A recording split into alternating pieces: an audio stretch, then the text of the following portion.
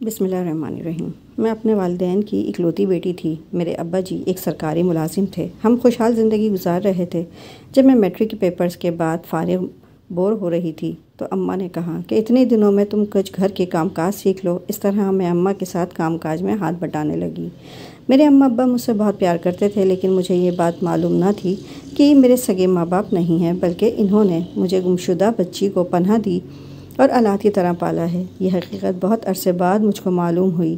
ہوا یہ تھا کہ میں ایک روز جب دروازہ غلطی سے کھلا رہ گیا، میں اپنے حقیقی والدین کے گھر سے نکلی اور گلی میں آ گئی۔ اس وقت میری عمر 3 سال کے قریب تھی۔ آپ سمجھ سکتے ہیں کہ 3 سال کے بچے کو کتنا شعور ہوتا ہے۔ میں بھی ہر بات سے بے خبر بس گلی میں کھیلتی کھیلتی چلتی گئی اور واپس نہ پلٹی۔ بھلا کیسے مڑ کر دیکھتی، اتنا شعور ہی نہ تھا۔ آگے جا کر سڑک پر پہنچی تو اتنی چھوٹی بچی کو ٹریفک سے بھری سڑک کے کنارے ادھر ادھر دیکھتے پا کر ایک میاں بیوی کی نگاہیں مجھ پر ٹھہر گئیں۔ چند سیکنڈ میں انہوں نے جان لیا کہ میں گھر سے نکلی گمشدہ بچی ہوں جو راستہ بھول کر مین روڈ تک آ گئی ہے۔ وہ اپنی گاڑی سے اترے اور میرے پاس آئے، مجھ سے نام پوچھا۔ میں کچھ نہ سمجھی اور رونے لگی۔ تب انہوں نے مجھے سڑک کنارے سے اٹھایا اور گاڑی میں بیٹھ گئے۔ اب میں عورت کی گود میں تھی اور مرد گاڑی چلا رہا تھا۔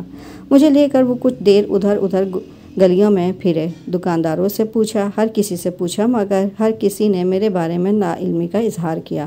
کوئی نہ بتا سکا کہ یہ کس کی بچی ہے۔ تب وہ میاں بیوی مجھ کو لے کر اپنے گھر آ گئے۔ یہ ایک بے اولاد جوڑا تھا۔ انہوں نے میرے والدین کی بہت تلاش کی، مگر ناکام ہونے پر مجھے گود لے لیا۔ میرا نام انہوں نے روشنی رکھا، کیونکہ میں ان کی بے نور زندگی میں روشنی بن کر آئی تھی۔ انہوں نے بڑی محبت سے میری پرورش کی، ہر کسی کو یہی بتایا کہ میں ان کی حقیقی بیٹی ہوں۔ انہوں نے مجھ کو کبھی کوئی تکلیف نہ دی، پیار ہی دیا۔ ہمارے گھر کے برابر میں ایک چھوٹا سا بنگلہ نما گھر تھا، جس کی چھت سے ہمارا صحن صاف دکھائی دیتا تھا۔ یہ امیر لوگ تھے۔ برابر والے انکل ایک بزنس مین تھے۔ ان کا بھی ایک ہی بیٹا تھا جس کا نام عفان تھا، لیکن پیار سے سب اس کو افی کہہ کر بلاتے تھے۔ وہ بڑا خوبرو اور حسین نوجوان تھا۔ وہ جب بھی اپنے گھر کی چھت پر جاتا، اس کی نظریں ہمارے صحن پر ضرور پڑتی تھیں۔ اس کی نگاہوں میں تجسس بھرا ہوتا، جیسے کسی کی تلاش میں ہو۔ میں سامنے دکھائی دے جاتی تو اس کا چہرہ خوشی سے چمک اٹھتا۔ مجھے لگتا کہ اس کو ضرور میری ہی تلاش ہے۔ میرا بھی دل کرتا کہ اس کو دیکھتی رہوں۔ میں اکثر سوچا کرتی، اے کاش یہ خوبصورت لڑکا میری زندگی کا ساتھی بن جائے، مگر میں جانتی تھی کہ ایسے خواب ہم جیسی متوسط گھرانے کی لڑکیوں کے لیے کتنے تکلیف دہ ثابت ہوتے ہیں، کیونکہ افی کا باپ ایک مالدار آدمی تھا اور میرے ابا جی سفید پوش تھے۔ میں نے یہ بھی سن رکھا تھا کہ امیر گھرانوں کے لڑکے بھولی بھالی لڑکیوں کو برباد کرتے ہیں، وعدہ تو کرتے ہیں مگر شادی نہیں کرتے۔ میری عمر اس وقت اگرچہ چھوٹی تھی، مگر تب بھی میں نے اپنے پورے شعور اور عقل سے کام لیا اور دل پر قابو رکھا، اور بہت دنوں تک اس کی متلاشی نگاہوں سے بچتی رہی۔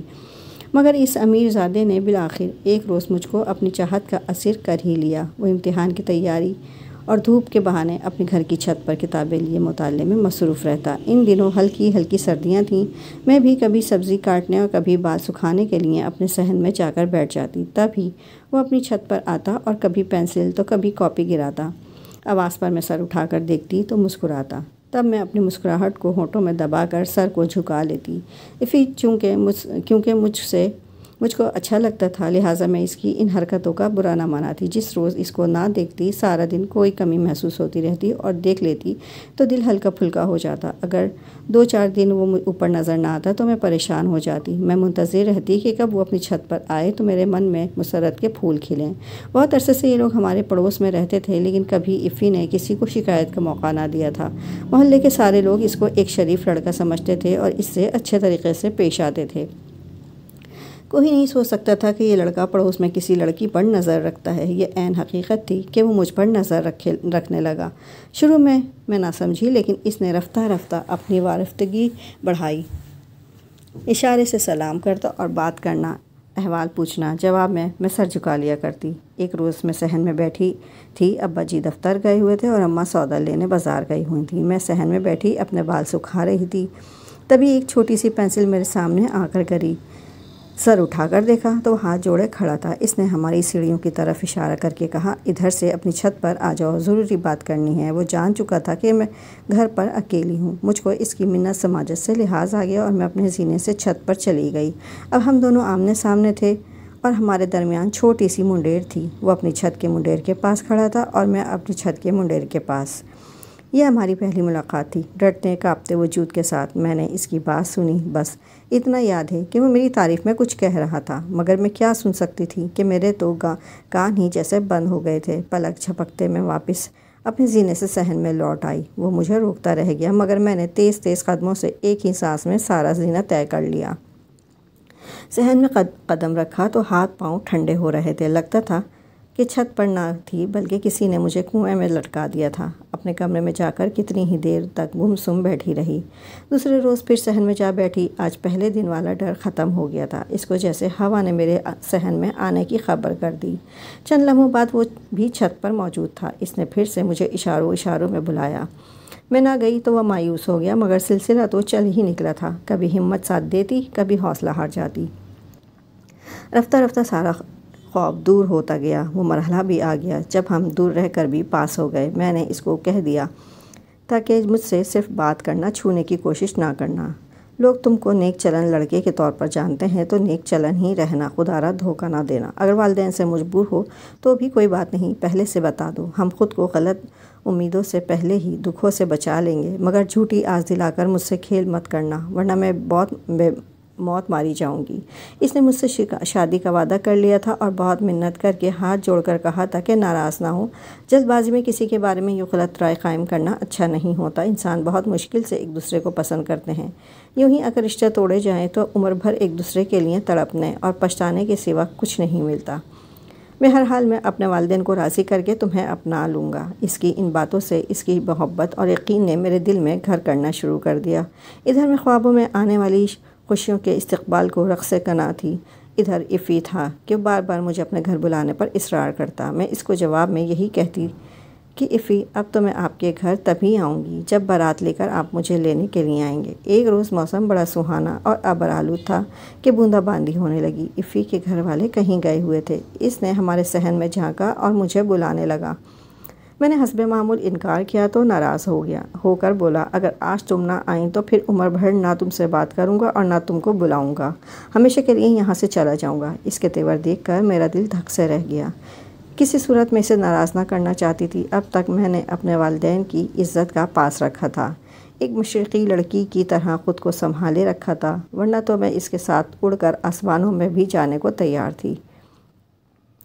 اس کے بلانے پر بھی میں اس کے گھر نہ گئی تو وہ مجھ سے ناراض ہو گیا۔ خدا جانے اس کے ذہن میں کیا تھا، اپنی ضد پر اڑ گیا اور اس کے بعد میری طرف آنکھ اٹھا کر بھی نہ دیکھا۔ بڑی مشکل سے 2 ہفتے گزرے۔ دل کی عجیب حالت تھی، جی چاہتا فوراً جا کر اس کو منا لوں۔ میں اپنے دل کو سمجھاتی کہ افی ایک اچھا لڑکا ہے، بھلا وہ کیوں مجھ کو بری نیت سے بلائے گا۔ یوں ہی گھر پر بلا رہا تھا اور میں نے اس کی محبت کا مان نہیں رکھا۔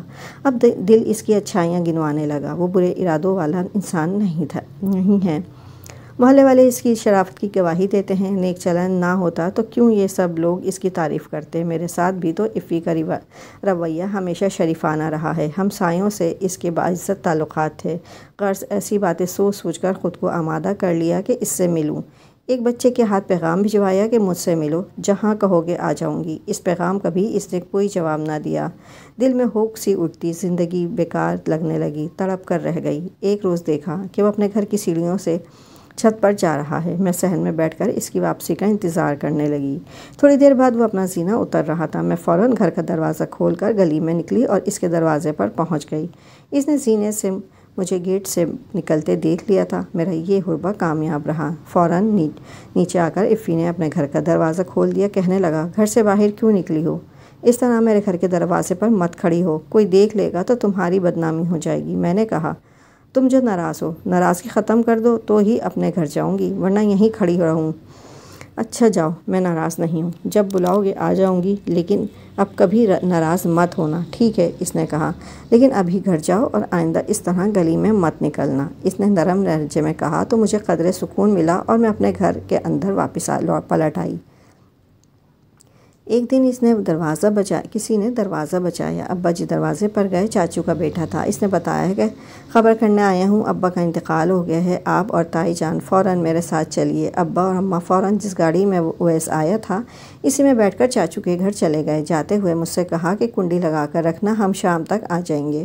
وہ چاچو کی فوتگی میں گئے تھے اور میں گھر میں اکیلی تھی۔ میرا دل اداس تھا، بار بار افی کی چھت کی طرف نگاہیں اٹھتیں۔ میں دعا کر رہی تھی کہ وہ نظر آ جائے تو میں دل کی اداسی دور ہو، لیکن وہ نظر نہ آیا۔ آج ایسا موقع تھا کہ اگر وہ اپنے گھر بلاتا تو میں چلی جاتی، لیکن وہ نظر ہی نہ آیا۔ دوپہر تک میں صحن کے چکر لگاتی رہی، سپہر کو کہیں وہ دکھائی دیا۔ میں نے بتایا کہ اماں اور ابا چاچو کے گھر گئے ہیں، آج ملنا ہے تو ملو۔ اس نے کہا، کہاں ملوں؟ میرے گھر والے تو گھر میں ہیں، تم کو اپنے گھر نہیں بلا سکتا۔ یہ سن کر میرا دل بجھ گیا۔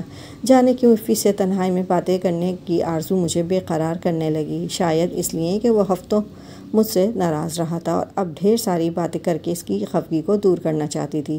تھوڑی دیر سوچنے کے بعد میں نے کہا، اماں اور ابا جی رات تک آئیں گے، قریبی گاؤں گئے ہیں، میں گھر میں اکیلی ہوں، تم میرے گھر آ جاؤ۔ اگر وہ اچانک آ گئے یا کوئی اور آ گیا؟ وہ بولا، امی ابا رات تک ہی آئیں گے اور کوئی نہیں آئے گا۔ میرے لہجے میں اصرار تھا، تبھی نہ چاہتے ہوئے بھی اس نے میری بات مان لی۔ چند منٹ بعد وہ ہمارے گھر کے دروازے پر موجود تھا۔ میں نے آہٹ سن کر دروازہ کھول دیا، وہ اندر آ گیا اور میں نے دروازے کو لاک کر دیا۔ یہ ایسا لاک تھا کہ اگر کسی کے پاس چابی ہو تو باہر سے چابی لگانے سے کھل سکتا تھا۔ مجھے دھیان نہ رہا کہ ابا جی کے پاس چابی ہے، یوں بھی یقین تھا کہ وہ مغرب سے پہلے نہیں آئیں گے کیونکہ چاچو کی تدفین مغرب تک ہونا تھی۔ افی کو آیا بھی آدھا گھنٹہ بھی نہیں ہوا تھا کہ اچانک ابا جی آ گئے۔ وہ بیرونی دروازے کے لاک کو چابی سے کھول کر اندر آ گئے تھے۔ ہم اس قدر باتوں میں کھوئے ہوئے تھے کہ ان کے آنے کا کھٹکا بھی نہ سن سکے۔ دراصل وہاں کچھ رقم کی ضرورت پڑ گئی تھی، لہٰذا وہ پیسے لینے آئے تھے۔ ان کو اپنے سامنے دیکھ کر ہمارے حواس گم ہو گئے۔ انہوں نے وہ غصہ کیا کہ خدا بچائے۔ بولے، ابھی تم دونوں کو ٹھکانے لگاتا ہوں، ہماری غیر موجودگی میں یہ کیا ہو رہا ہے؟ آخر افی کو گھر کے اندر آنے کی جرأت کیسے ہوئی؟ میں نے روتے ہوئے کہا، ابا جی بے شک مجھ کو مار ڈالیے مگر افی کو کچھ مت کہیے، اس کا قصور نہیں ہے، میں نے ہی اس کو بلایا تھا۔ افی نے بھی یہی کہا کہ میں گلی میں سے گزر رہا تھا، مجھ کو روشنی نے آواز دے کر بلایا اور کہا کہ ہمارے یہاں کوئی پتھر مار رہا ہے، دیکھو اور منع کرو۔ خیر ابا جی کو واپس فوتگی والے گھر جانے اور رقم پہنچانے کی جلدی تھی۔ انہوں نے کہا کہ ابھی تم جاؤ، میں تمہارے والد سے بات کروں گا، اور مجھ کو حکم دیا کہ تم چلو گاڑی میں بیٹھو۔ میں جن کپڑوں میں تھی انہی کپڑوں میں ان کے ہمراہ چاچو کے گھر آ گئی۔ میں اس وقت آنے والے وقت کو سوچ کر بہت پریشان تھی، اور یہاں میت والے گھر میں تو رونا پیٹنا مچا تھا جس سے اور دل پریشان ہو گیا۔ رات کو اپنے ابا جی کے ہمراہ چاچو کے گھر ہی رہنا پڑا۔ اگلے دن گھر لوٹے تب ابا جی افی کے والد سے ملے اور تمام واقعہ ان کے گوش گزار کر دیا۔ وہ بیچارے شریف آدمی تھے، ہاتھ جوڑ کر معافی مانگنے لگے۔ کہا کہ افی آپ کے سامنے بڑا ہوا ہے، یہ آپ کا بیٹا ہے، جو جی میں آئے سزا دیجیے، میں اف نہ کروں گا، آپ کہیں گے تو مکان بیچ کر ہم کہیں اور چلے جائیں گے۔ ابا جی انتہائی شریف آدمی تھے، بولے، آپ کو مکان بیچنے کی ضرورت نہیں، بس اتنی عرض ہے کہ آئندہ کے لیے اپنے بیٹے کو قابو میں رکھیے گا، دوبارہ ایسی حرکت نہ کرے۔ اس واقعے کے ایک ماہ کے اندر ابا جی نے میری شادی اپنے ایک رشتہ دار کے بیٹے سے کر دی جو گاؤں میں رہتے تھے۔ یوں میری محبت کا انجام ہوا۔ اس کے بعد سنا کہ دل برداشتہ ہو کر افی نے خودکشی کی کوشش کی تھی۔ ابا جی نے میری شادی عجلت میں کر دی۔ کاش وہ افی کے والد سے کہتے کہ میری بیٹی کا رشتہ لے لو، لیکن ان کی انا نے یہ بھی گوارا نہ کیا۔ محلوں میں رہنے کے خواب دیکھنے والی لڑکی اب ایک ایسی دیہاتی کی داسی بننے پر مجبور تھی جس کو عورت کی عزت کرنا بھی نہ آتی تھی۔ میرا شوہر ایک جاہل اور اجڑ آدمی تھا۔ گاؤں کے اڈے پر اس کی 2 بسیں چلتی تھیں۔ سارا دن وہ اڈے پر رہتا اور چرس کے سوٹے لگا کر اپنے عملے کو گالیوں سے نوازتا تھا۔ میں ہر بار اس امید کے ساتھ میکے جاتی تھی کہ شاید ایک بار افی نظر آ جائے۔ 1-2 بار گلی میں آتے جاتے نظر آیا بھی تو سر جھکا کر پاس سے گزر گیا، اور میں اس سے یہ شکوہ بھی نہ کر سکی کہ کہاں گئے تھے تمہارے وہ دعوے۔ مجھے حاصل کرنے کی خاطر کوئی کمال نہ دکھایا، بس سر جھکا لیا، چپ سادھ لی، اور مجھ کو عمر بھر جہنم جیسی زندگی بسر کرنے کے لیے ایک چرسی کے پلے باندھ دیا گیا۔ سسرال آ کر پتہ چلا کہ جن کو میں اپنے والدین سمجھتی تھی وہ میرے والدین نہیں ہیں، بلکہ میں ان کو ایک گمشدہ بچی کے روپ میں ملی تھی۔ یہ بات صرف چند رشتہ داروں کو پتہ تھی۔ ساس نے ایک روز جھگڑتے ہوئے منہ سے یہ راز اگل دیا۔ کہا کہ تم ہمارے خاندان سے ہی نہیں ہو، اگر کمال کی اپنی سگی اولاد ہوتی تو اس طرح سڑیل مزاج نہ ہوتی، تم میں تو وہ گن ہی نہیں ہے، جانے کس کی اولاد ہو۔ انہوں نے تو کھوئی ہوئی کو رستے سے اٹھا کر گلے سے لگا لیا تھا۔ اس انکشاف کے بعد میں نے اپنی باغیانہ سوچوں کو موت کی نیند سلا دیا اور جان لیا کہ اگر میرے پالنے والوں نے بھی مجھ سے منہ پھیر لیا تو کدھر جاؤں گی؟ وہ بھی یہی سوچیں گے کہ ہمارا خون نہ تھی، ورنہ ہماری لاج رکھتی، شوہر جیسا بھی تھا نبھا کرتی۔ سو میں بھی روٹ کر میکے نہ گئی تاکہ میری پرورش کرنے والوں کو کوئی یہ طعنہ نہ دے کہ پرائی اولاد تھی تبھی تمہارا مان نہ رکھ سکی۔ اگر آپ کو میری یہ کہانی پسند آئی ہو تو میرے چینل کو لائک اور سبسکرائب کر دیجیے گا۔ شکریہ۔